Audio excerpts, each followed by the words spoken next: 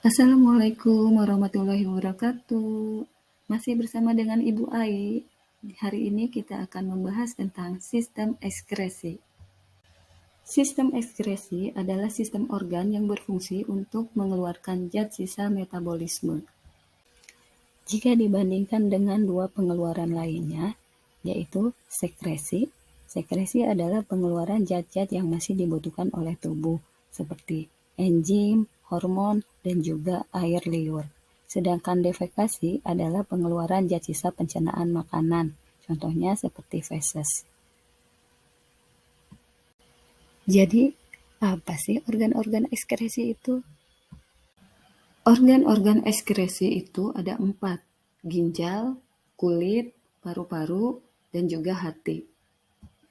Ginjal, kulit, paru-paru, dan hati.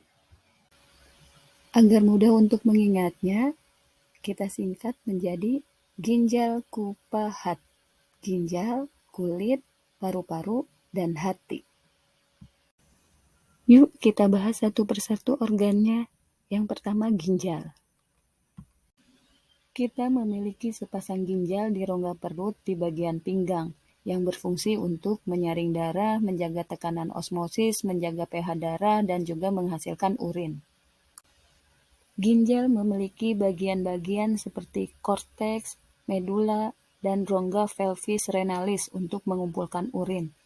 Lalu keluar dari ginjal ada saluran yang disebut dengan ureter. Di korteks terdapat jutaan nefron atau unit penyaring yang akan menghasilkan urin. Ini adalah bagian-bagian dari nefron ginjal. Ginjal memiliki bagian-bagian seperti glomerulus, kapsul Bowman, lalu ada tubulus contractus proximal yang melengkung di lengkung Henle. Kemudian ada juga tubulus contractus distal. Setelah itu, urin-urin yang terbentuk akan dikumpulkan di tubulus collectivus untuk disalurkan ke ureter. Selanjutnya, kita akan bahas tahap-tahap pembentukan urin. Tahapan pembentukan urin ada 3. Yang pertama adalah filtrasi. Filtrasi adalah menyaring darah dari protein dan sel-sel darah, sehingga protein dan sel-sel darah tidak boleh keluar bersama urin. Proses ini terjadi di glomerulus dan menghasilkan urin primer.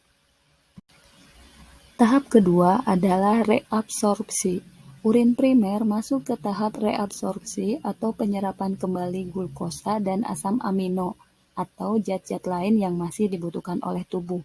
Proses ini terjadi di tubulus contortus proximal yang menghasilkan urin sekunder. Selanjutnya urin sekunder akan masuk ke tahap ketiga, yaitu augmentasi. Augmentasi yaitu pengeluaran zat-zat sisa yang sudah tidak dibutuhkan lagi oleh tubuh. Contohnya urea, amonia, keratin, garam-garam yang berlebih, vitamin-vitamin yang berlebih, dan juga racun. Proses augmentasi terjadi di tubulus contortus distal yang akan menghasilkan urin sesungguhnya atau urin jadi. Selanjutnya, organ ekskresi yang kedua adalah kulit. Kulit adalah lapisan terluar dari tubuh kita yang terdiri dari 3 lapisan, yaitu epidermis, dermis, hipodermis, atau subkutan. Yuk kita bahas dari epidermis. Lapisan terluar dari kulit ini terbagi menjadi 2 lapisan, yaitu lapisan tanduk dan lapisan Malpighi. Lapisan tanduk adalah lapisan terluar yang tersusun atas sel-sel kulit mati yang selalu mengelupas. Lapisan Malpighi adalah lapisan yang terdiri dari sel-sel yang selalu membelah dan berpigmen. Berikutnya lapisan dermis yang terdiri dari kelenjar keringat yang berfungsi menghasilkan keringat. Lalu ada kelenjar minyak yang menghasilkan minyak untuk melembabkan rambut-rambut. Kemudian ada pembuluh darah yang mengalirkan darah ke seluruh sel-sel, serta ujung-ujung saraf yang berfungsi untuk menerima rangsang. Nah, sistem ekskresi terdapat di lapisan dermis. Selanjutnya, lapisan kulit terbawah adalah hipodermis atau subkutan. Di lapisan ini terdapat jaringan lemak atau adiposa, yang fungsinya untuk menjaga tubuh agar tetap hangat, serta berfungsi juga untuk menyimpan cadangan makanan. Fungsi kulit dalam sistem ekskresi adalah mengeluarkan keringat. Keringat sendiri berisi garam-garam, urea, dan air. Selain untuk ekskresi, pengeluaran keringat juga berfungsi untuk menjaga suhu tubuh. Jadi, ketika suhu tubuh kita meningkat, pembuluh darah akan melebar dan menghantarkan panas ke kelenjar keringat, sehingga kelenjar keringat mengeluarkan keringat melalui pori-pori kulit. Keringat yang keluar tersebut berfungsi untuk menurunkan suhu tubuh. Organ ekskresi yang ketiga yaitu paru-paru. Paru-paru, seperti yang kita ketahui bersama, adalah alat respirasi atau alat untuk bernapas. Terdapat di rongga dada sepasang. Fungsinya adalah untuk menghirup oksigen yang dibutuhkan untuk menghasilkan energi. Selain menghasilkan energi, ternyata paru-paru juga melepaskan zat sisa, yaitu karbon dioksida dan uap air. Reaksi respirasi adalah glukosa plus oksigen, akan menghasilkan karbon dioksida, uap air, serta energi. Energi akan digunakan untuk kita beraktivitas, sementara karbon dioksida dan uap air dikeluarkan oleh paru-paru. Organ ekskresi yang terakhir adalah hati.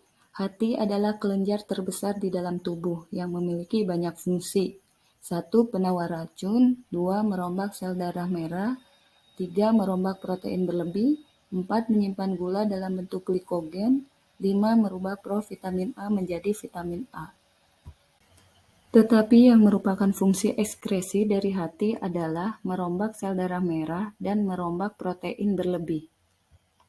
Sel darah merah yang dirombak itu akan melepaskan hemoglobin, lalu hemoglobin dipecah akan menghasilkan bilirubin. Bilirubin sendiri akan dipecah lagi menjadi urobilin dan sterkobilin. Keduanya merupakan pigmen pewarna. Kalau urobilin adalah pewarna urin, kalau sterkobilin adalah pewarna fases. Sehingga apapun makanan kita, urin kita tetap berwarna kuning, dan fases selalu berwarna kuning kecoklatan. Kemudian protein-protein berlebih dalam tubuh akan diuraikan oleh hati membentuk urea. Urea itu akan disalurkan ke ginjal dan kulit untuk dibuang bersama urin dan keringat. Nah, itu tadi fungsi-fungsi ekskresi pada organ hati. Selanjutnya kita akan mempelajari gangguan sistem ekskresi. Gangguan-gangguan pada sistem ekskresi yang pertama adalah gangguan pada ginjal. Batu ginjal yaitu merupakan kalsium yang mengeras di medula ginjal. Kemudian nefritis yaitu merupakan peradangan pada nefron akibat infeksi bakteri Streptococcus. Kemudian ada albuminuria yaitu urin mengandung protein akibat kerusakan glomerulus. Lalu ada poliruria adalah kekurangan hormon ADH sehingga urin menjadi sangat banyak. Dan ada hematuria yaitu urin mengandung sel-sel darah. Nah, ginjal yang rusak total itu dapat diatasi dengan hemodialis, yaitu cuci darah atau transplantasi ginjal.